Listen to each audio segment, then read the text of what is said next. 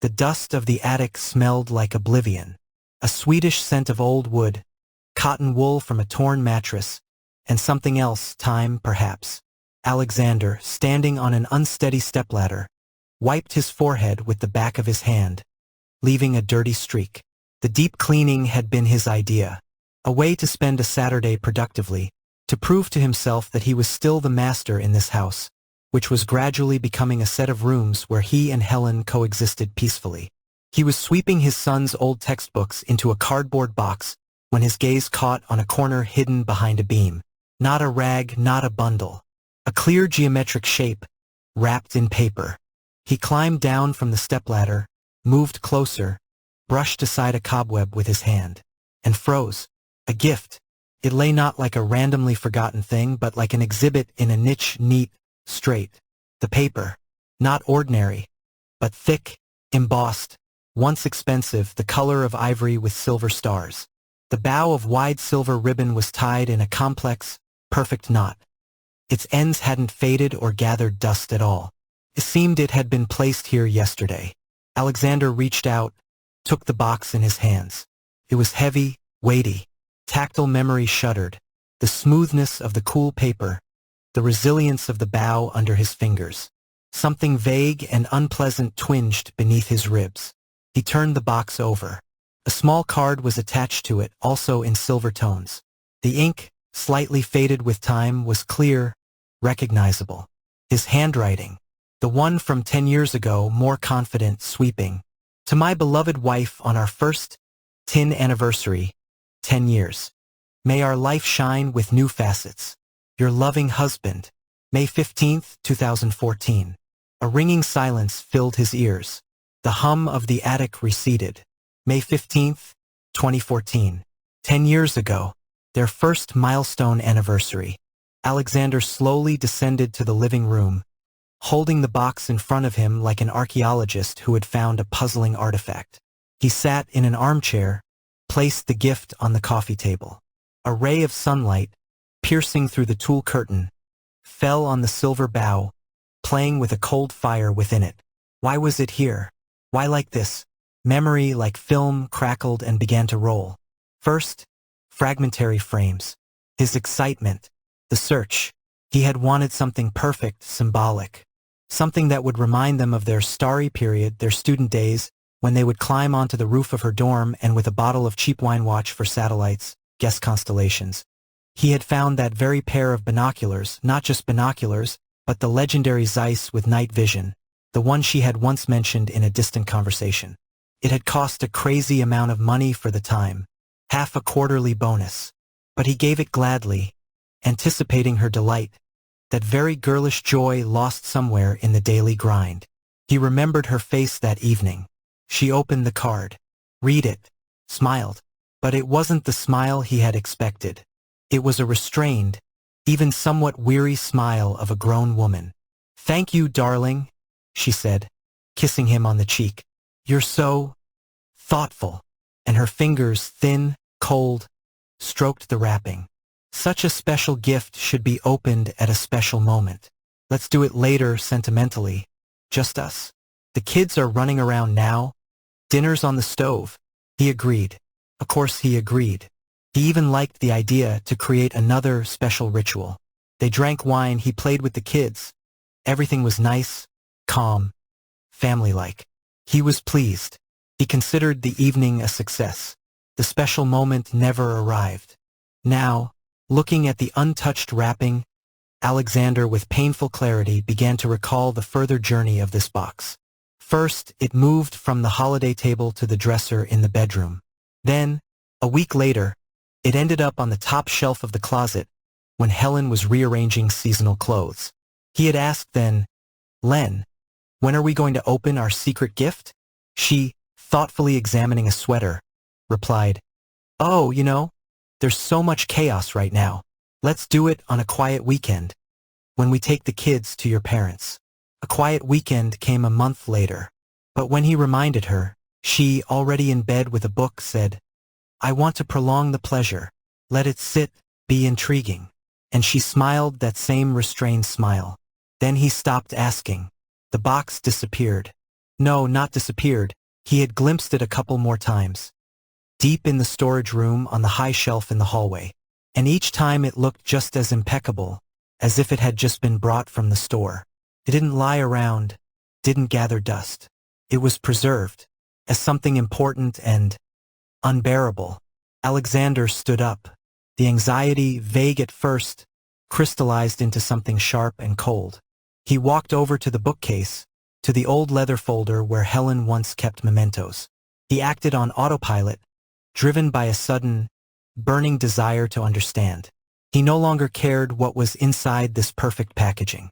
He desperately needed to find out why it had remained closed. He felt he was holding not a gift, but a key to a quiet, inconspicuous event that, he now suspected with horror, might have altered the course of everything that came after. The leather folder smelled of must and old ink. Alexander pulled it out, sat on the floor leaning against the bookcase. Inside reigned the neat chaos of their shared youth. Movie tickets, dried flowers, children's drawings from the early years. He flipped through the pages, and a strange feeling came over him, as if he were spying on the lives of other people, only remotely resembling him and Helen.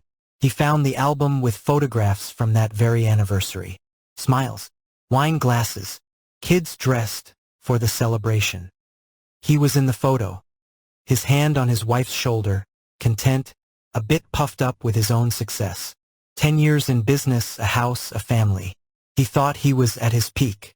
And Helen, he pulled the album closer, looked intently. Her smile in the pictures was correct, beautiful. But her eyes were like those of an actress who had forgotten her lines and was performing on autopilot. In them, one could read a deep, impenetrable weariness. How could he not have seen it then? He looked at her and saw the wife, the mother of his children, a beautiful woman. He did not see Helen. He set the album aside, and his fingers stumbled upon a graph paper notebook with a pencil drawing on the cover, her hand. An old work notebook. His heart began to pound wildly. He opened the notebook. The first pages, sketches of logos, project notes, lists, milk, bread, call the plumber, don't forget Mary S. school event. An ordinary life captured in sparse strokes. He flipped further, and the dates began to approach May 2014. And there it was, page marked May 15th. The underlining, always so even and neat, was nervous, ragged here. The words dug into the paper. Today is our anniversary. 10 years. 10. Alexander gave me binoculars. That very Zeiss. The one I once, seems like in a past life, said was a dream. Cost a fortune. I should have been crying with happiness, jumping, hugging him. And I look at this perfect box and think, he bought me a tool for observing stars we no longer see, because you're either collapsing from fatigue or watching to make sure the kids aren't fighting over the TV. He bought me a window to a world I can't use while I'm carrying this entire house, my job, this eternal race on my back. He gave me a symbol of freedom that I don't have. I wish he had given me 3 hours of complete, guaranteed solitude in silence. Or just hugged me and asked, "How are you, really?" Not how are things with us, not how are the kids, not how is work. How are you? But he won't ask. He's sure everything is great, because he provides. And the binoculars are his loud, expensive, "I love you." And my silent, "I'm drowning," he doesn't hear. I said, "Thank you. I'll put the gift aside. I can't open it now. It's like opening up my own uselessness. Better to pretend the special moment is still ahead. Maybe it really will come someday. Oh hell, Mary needs a butterfly costume for tomorrow. The last phrase, abrupt, mundane, finished him off completely. Alexander leaned back, hitting his head on the bookcase. The pain was dull, distant. A hum filled his ears. He felt like a burglar who, cracking a safe, had found not money, but a verdict against himself, written 10 years ago. The words burned from within. A symbol of freedom that I don't have. My own uselessness. He, who proudly considered himself an attentive husband, had been a deaf man to her, giving a ticket for a train journey, forgetting she had no time for the trip. And suddenly, like a flash, Another episode arose in his memory. Not the celebratory dinner, but an ordinary evening a week or two after that anniversary. He was sitting on the couch with his laptop, sorting through emails. Helen came home from work, sat down next to him, kicked off her shoes. "Today was a horrible day," she began quietly. "The client rejected all concepts again. Said we don't feel the soul of the brand. And Petrov chewed me out for being 5 minutes late to the meeting. Even though I was up all night finishing his damn report." He listened with half an ear, staring at the screen where the quarterly profit figures shone. Nodded. Yeah, I get it." When she fell silent, expecting something more, he tore himself away from the screen, stretched, patted her knee. "You'll handle it, you're our clever girl. Don't worry. Order yourself something pretty from that online store. Don't skimp. Cheer yourself up." He hadn't even looked at her properly then. But now, with painful clarity, he remembered how her face changed, how the last flicker of expectation in her eyes died out, how she silently got up and went to the kitchen to say something to the kids. That had been the special moment. Not a romantic candlelit dinner, but her cry for help on an ordinary Thursday. And his response had been a detached nod and a suggestion to buy a new blouse. The conflict he now saw was worse than a quarrel. It was a conflict between his loud, material conception of love and her quiet, inconspicuous need to be heard. He was giving her stars, and she needed a hand so as not to fall right here, on the ground, under the weight of their shared daily life. The gift on the table was not just an object. It was a symbol of this great mismatch. Perfectly packaged, flawless on the outside and completely unnecessary inside. No, worse, necessary, desired, but to unwrap it was tantamount to admitting the collapse of all illusions. Alexander lifted his head. The house was silent. Helen had left for Saturday classes with their daughter. He was alone with this silence and with the silent reproach of the silver box lying on the table. Now he knew, and from this knowledge there was no escape. He sat on the floor in the living room for a long time, holding the worn notebook in his hands. The world hadn't collapsed with a crash. It had disintegrated quietly, like sand through his fingers. Fragments of past resentments, unspoken requests, missed opportunities to be closer now formed a clear, merciless picture. The marriage hadn't changed in a single day. It had leaked away, drop by drop, through hundreds of such unopened gifts. When he brushed off her fatigue, considering it fleeting. When he gave her a gym membership, seeing she'd gained weight after the second child, but not seeing her exhaustion. When he praised her faded, hastily made drawings for the kindergarten, not noticing that her own portfolio had been gathering dust for 3 years already. Alexander stood up. His legs felt like cotton wool. He placed the notebook on the table next to the box. 2 artifacts of the same disaster. Then he walked through the house. Their house. Now he saw it not as a fortress built by his hands, but as a museum. A museum of failed closeness. There was the sofa where they sat back to back, buried in their gadgets. The kitchen where they discussed the children's schedules, but not their own thoughts. Her corner with the easel, covered in a fine layer of dust. A cute hobby, he used to say, but it had been an outlet he hadn't even tried to understand. Returning to the living room, he heard the sound of a key in the lock. His heart lurched, sinking into his heels. There she was. Helen entered, took off her coat, hung up her bag. "Are you still puttering around here?" she asked without particular inflection, walking past him to the kitchen. "I'm going to make some tea." She was calm, even, the way she had been in recent years. Not unhappy, just existing alongside him. This was the altered course. The quiet, untroubled, safe, and dead glacier into which their life had turned. He heard her pour water into the kettle, put it on the stove. The click of the lighter. Ordinary, habitual sounds that now set his teeth on edge. Alexander took the box from the table. It was as heavy as a weight. He walked into the kitchen. Helen was standing by the window, looking out into the yard, waiting for the kettle to boil. She turned at the sound of his steps, and her gaze slid past him, then returned and froze on his hands. on the silver bow reflecting the dull kitchen light. Her entire calm, composed face twitched. Not fear, not anger. Something deeper, recognition. Recognition of a ghost from another time. He didn't approach closely. He set the box down on the kitchen table between them with a quiet but distinct thud. The sound rang out like a shot in the silence. "I found this," he said, his voice hoarse from long silence. "In the attic." She didn't answer. She looked at the gift as if it were a poisonous snake. "And I found something else." He nodded toward the living room, toward the notebook. "I read it. I'm sorry. I should have read it back then." Helen slowly shifted her gaze to him. In her eyes was an empty space, behind which a storm long locked away was churning. "I'm not going to ask why," Alexander continued, choking on each word. "I know now. I think, I'm afraid that over these 10 years, I've given you many more such unopened gifts. Not in paper, but the ones that were more important. My attention, my real presence when you spoke. My desire to hear not the words, but you behind them." The kettle on the stove began to whistle softly, but neither of them moved to turn it off. "We can open it now," he said, pointing to the box. "Together, or we can throw it away, without looking, or leave it as is, as it was.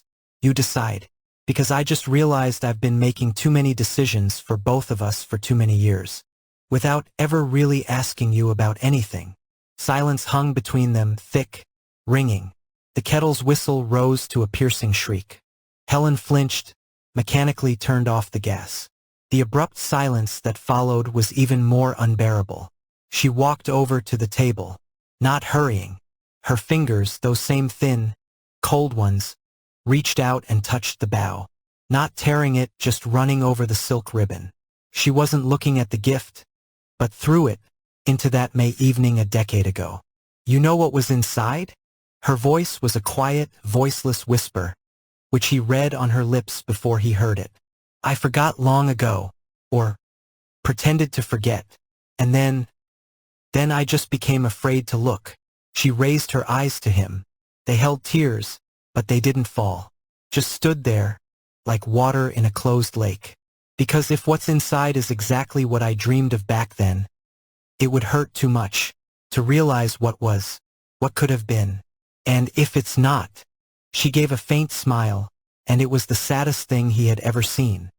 "If it's not, it would be even worse, because it would mean you didn't hear me back then either. And I had so hoped I was wrong."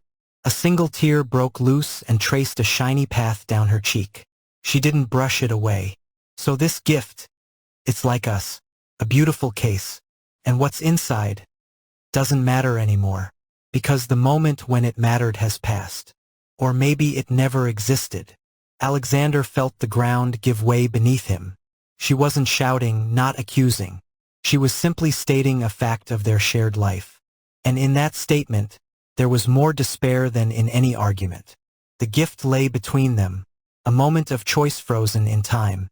To open it, to look a lost decade in the eye. To throw it away, to try to start with a clean slate, but with the burden of this truth on their shoulders.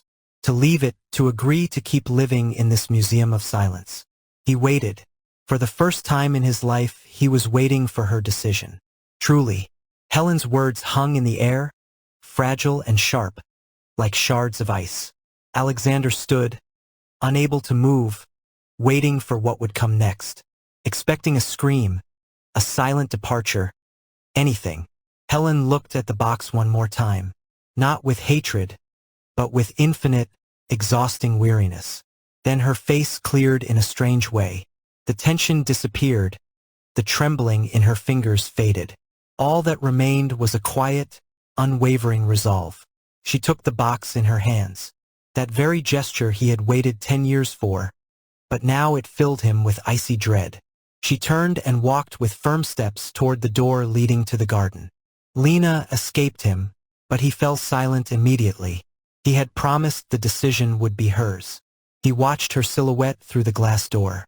She walked along the autumn path, strewn with yellow leaves, to the large green trash bin by the fence, paused for a second. Then, with one smooth, almost careless motion, lifted the heavy lid and lowered the perfect silver box inside. Didn't hurl it, didn't stomp on it. Placed it carefully, as if burying something long dead. A dull, soft thud echoed from the bottom of the bin. She let the lid go, and it slammed shut with a metallic clang, putting a period at the end of a sentence. Alexander froze by the window, not believing his eyes. She had gotten rid of it. Without hesitation, without sentimentality. Helen turned and walked back to the house. Her steps were just as even. She entered the kitchen, slipped off her house shoes, leaving them neatly by the threshold. There was no malice, no triumph in her movements. Only finality. She stopped in front of him, looked him directly in the eyes, and in her gaze, to his astonishment, he saw not emptiness, but something new. Cautious, barely perceptible glimmer.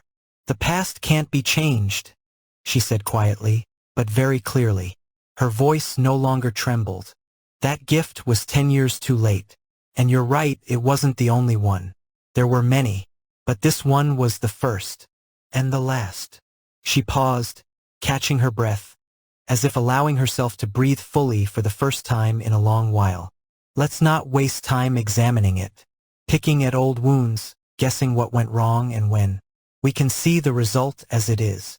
She gestured vaguely around them, but not with resentment, with acknowledgement. The gesture encompassed the sofa with the imprints of their bodies, the dusty easel, the silent television, and their entire life, frozen in comfortable, safe stagnation.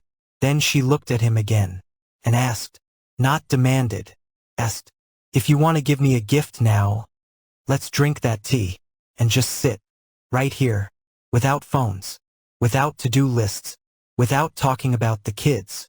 Just sit." This wasn't an offer to turn everything back. It was a ritual of parting with illusions. She hadn't thrown away just the binoculars. She had thrown away the symbol of all the unfulfilled promises, all the loud but empty gestures, all that love that had been beautiful wrapping with nothing needed inside. She had cleared a space, a terrifying, empty, clean space, and she was inviting him to occupy it with her. Not to fill it immediately, but simply to acknowledge its existence. Alexander nodded silently. He couldn't utter a word. He walked to the table, took 2 clean tea bags, her favorite chamomile, his green tea with jasmine, and dropped them into the cups. Poured water from the kettle, which had cooled but was still warm. Carried the cups to the table. They sat opposite each other. He jerked reflexively toward the pocket holding his phone but stopped himself. Placed his hands on the table. Empty. She did the same, and they began to drink tea. Silently. The first sips were unbearable. The silence buzzed like an alarm bell, filling all the space usually occupied by the noise of daily life. He caught himself looking at her not as a functional unit of the family, but simply as a woman. Saw the gray at her temples he hadn't noticed before. Saw the fine network of wrinkles around her eyes, not just from smiles, but from strain. Saw how she held the cup, cradling it with both hands as if trying to get warm. 5 minutes passed. 10. They finished their first cups, and the silence didn't become easier, but it slowly began to change from prickly and hostile to simply present, like air. "Got cold," she suddenly said, not looking at him but out the window, where the bare branches of the apple tree drooped. "Autumn." "Yeah," he exhaled, catching her words like a lifeline. "Probably need to light the stove tomorrow." "We could," she agreed, then added, already looking at her hands, "I think I'd like another cup." He jumped up as if given an order and brewed the tea again. This time he sat a little closer, and that gift, the 10-year-old anniversary gift, lay in the trash bin under a layer of dry leaves and wrappers. It no longer existed. The first, most important symptom was gone. The illness that had quietly altered the course of their marriage had finally been named. And now they had a choice, to accept its chronic course or to try to find a cure. But for that, they first had to learn to look at each other anew. Not as romantic symbols of the past or functional units of the present, but simply as 2 people who had once loved and had perhaps forgotten what it meant to be truly together. They sat and drank tea, still silent, But in this silence, the old chasm was no longer there. There was just the silence they were sharing. For the first time in many years, they were sharing something real. Not the house, not the kids, not the bills, but this fragile, new, incredibly difficult silence. Everything had to start from it, or finally end with it,